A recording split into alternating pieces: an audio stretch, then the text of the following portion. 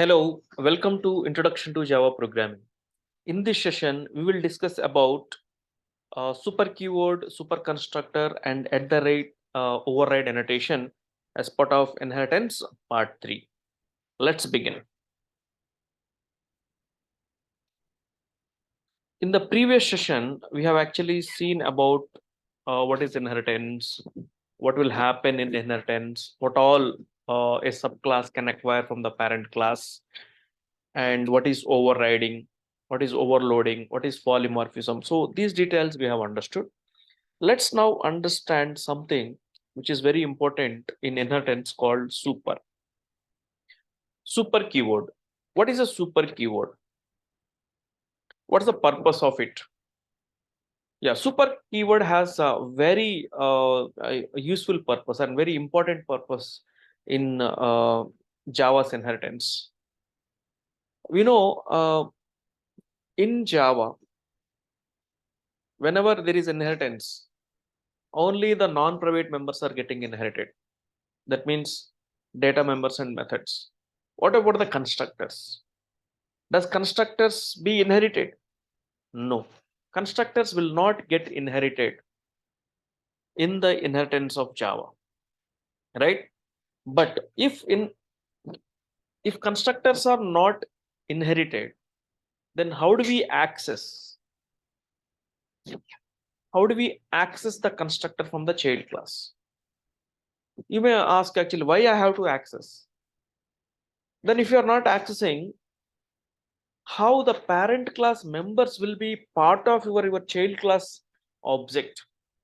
So there is a need to access constructors. Without constructors, object cannot be created. I have a child class and I have a parent class. My child class has nothing, but my parent has so many data members, right? And all those data members are getting constructed over there with a default constructor or a parameterized constructor in the parent. Now, being a child class, I need to access that particular constructor. Otherwise, my child object cannot be constructed with the parent members. So that's why super keyword is so important. Since constructors are not inheritable, we can actually use super to invoke the constructor. So the third point is very important point actually, and very useful. Even though these variables and methods, we can actually access using variables can be accessed using getters. There is a way. Methods right away public, they can be accessed. Usually they can be public and can be accessed. But constructors are the things which are not getting inherited. And to actually access them, we need some mechanism, and super provides that particular mechanism. Let's understand what is super. So super is a keyword and which say a reference variable that refers to immediate parent class. Why I'm saying immediate parent class? We can have inheritance hierarchy, a chain of classes. Class A acquires from B and B acquires from C, C can acquire from D, D can acquire from E. Finally, everything is child of object class in Java, right? We can have a chain of hierarchy. So if we are using super in class A and it refers to its immediate parent class B. If you use super in B, it refers its immediate parent class C. Like that, super always refers to the immediate parent class. What all can be done using super? By using super, you can actually access your immediate parent class variables. You can actually access your immediate parent class methods. And by using the super constructor notation, the notation also different actually. So by using super followed by the parenthesis, this will pronounce as super constructor. By using this, we can actually access immediate parent class constructor. So if it is parameterized constructor, default constructor. Okay, so that's about the super keyword. Okay, so now let's understand the super keyword with a programmatic example. Now let me actually go to my employee class. So here I don't have any constructor written. I didn't have any constructor written, right? So deliberately in the previous examples, I have not written any constructor. So this is the time now write to constructor. Why I have not written constructor? I know constructors are not inheritable, and in order to access, you require a super, right? So that's why deliberately I have avoided writing the constructor, but this is high time where we have to write it. Okay, so how to write a constructor, how to make your setter as a constructor. A setter can be eliminated by writing a constructor that we know. So just use the name employee, public employee, there is no return type, and rest all will be same, and this becomes a constructor. Constructor is a special method whose name is same as the class name, and it is written with any written with any return type actually.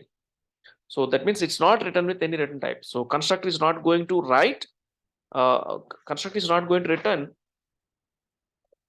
constructor is going to return some value, but constructor is written without any return type actually. But what it returns the class type, that is employee class type. So now this has become like a constructor to me. So what kind of constructor it is? Parameterized constructor. The parameterized constructor, which is actually constructing all the three instance members. I have three instance members, and all the three instance members are being constructed using this. Now I have this getter, basic get, this is there. So this actually I am keeping as it is, because when I'm in my overridden method, this get basic is required, and this method to display, and calculate salary method to calculate. So this is my employee class. Now my employee class has a constructor, right? Yeah, so let me keep my class compiled and ready. So Java C employee.java. Yeah, my .class file is ready. Now when you say Java P, you don't have any default constructor. Let's see here. You don't have any default constructor, but we have a parameterized constructor which I have written. We know when a constructor we write, if we write a constructor and default constructor is not going to get supplied. Fine. Yeah, so now let me go to my child class, that is TechEMP. Public class TechEMP extends EMP. Now, one thing one has to remember. If your parent class has a constructor, we must write constructor. We must have to have a constructor. So this is the rule of Java. So if a parent class has no constructor, that means default constructor, and you also have a default constructor, you need not to write. The compiler will take care by supplying the default constructor for parent, and by supplying default constructor for child, as well as a super call also. But if your parent has a constructor, you must have to have a constructor. Okay, if your parent has constructor, right, we must have to write a constructor now. And of course I have a child specific member, that is bonus. Now I am going to write a constructor, so I don't require any setter method. So this setter method is not at all required, and a child specific member is also there. So that can actually be constructed when we construct the constructor. So now public tech EMP. Now I have to construct actually. So I have to construct an object of the technical employee. How many values I am going to have in the technical employee? So EID, ename, and basic, these are the instance members through my parent, and the bonus is of my own actually. So I need to have all these things to be constructed. So these are all local variables, right? Don't think I am accessing the private members. I'm not accessing private members. These are just my local variables. Along with the local variables, I need to construct my bonus as well. Okay, so now, yeah, you cannot actually access the private members directly. So you cannot say that this dot EID equal to EID. This is not possible, because this dot EID, current object EID, you don't have EID with you, because EID is a private member. It's not available to you. So this is not possible to write. So what can be done? We have the super constructor, right? We have the super constructor. So I use the super, and I will pass EID, ename, and basic.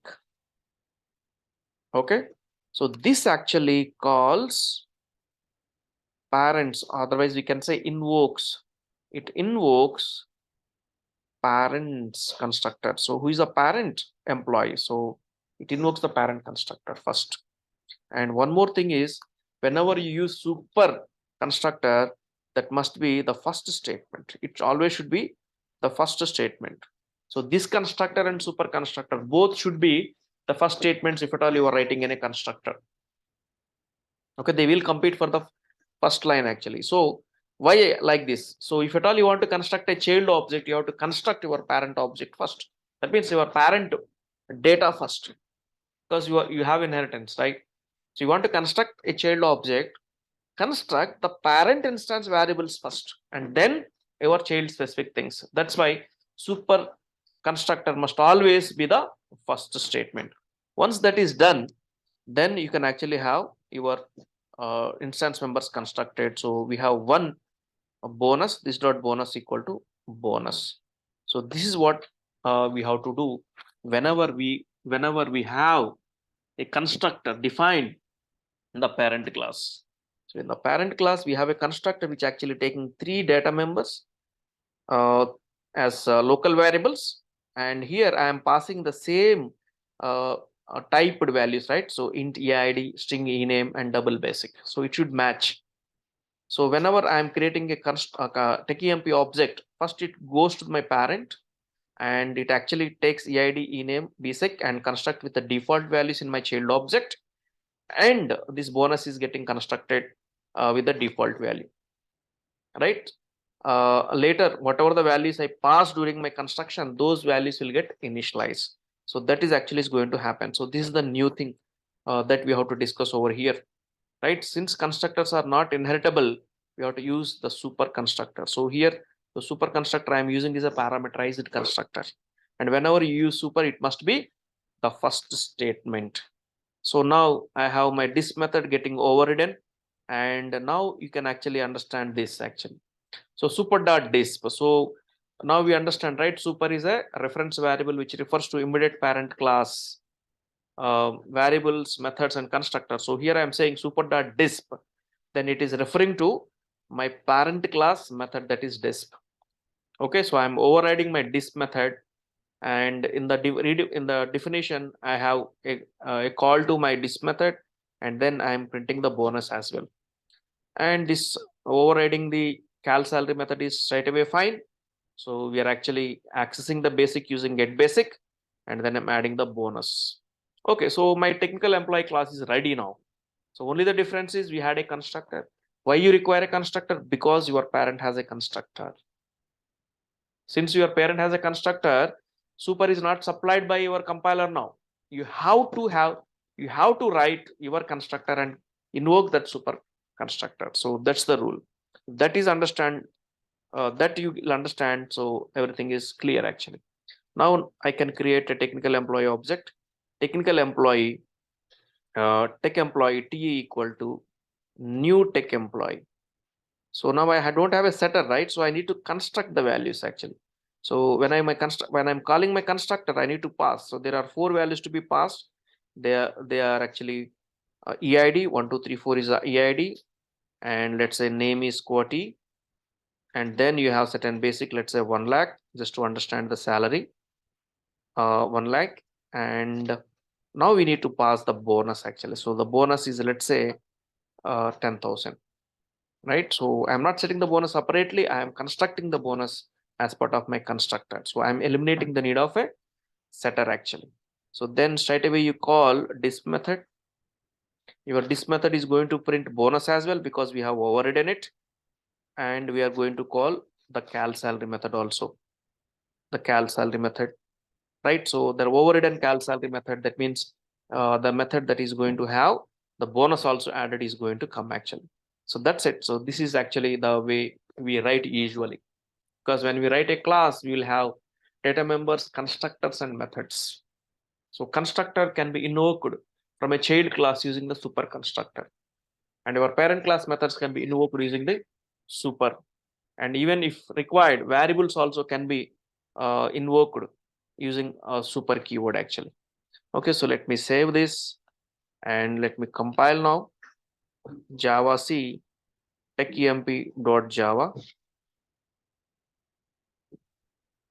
Okay, so there was a problem. Okay, somewhere I am using set emp. Let me actually check here, line number 29. I think this is not saved actually. So let me save this. Let me save this. Okay, so that's why the error is coming up. Yeah. Java C techemployee.java. Yeah, compiled successfully. So earlier problem is I have not saved the code.